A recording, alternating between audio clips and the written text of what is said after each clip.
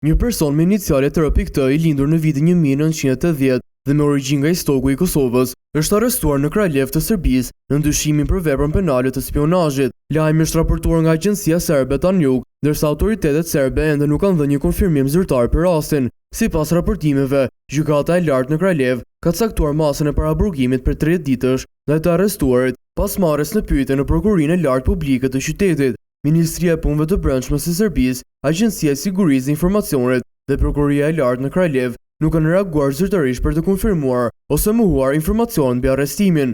Media serbe raportojnë se RPT dyshohet se ka bashkëpunuar për një periudhë të gjatë me një shërbim informativ në Kosovë dhe se ka mbledhur të dhëna për pjesëtar aktual dhe ish pjesëtar të strukturave të sigurisë së Serbisë.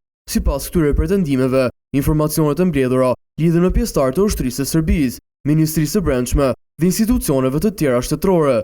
Ndërkohë në Kosovë ka pasur reagime politike për arrestimin, veçanërisht për shkak të kohës kur ai ka ndodhur, pak ditë pas nisjes së gërmimeve në kalludër të vogël në Zubin Potok, ku autoritetet kosovare po hetojnë një lokacion të dyshuar për varrezë masive.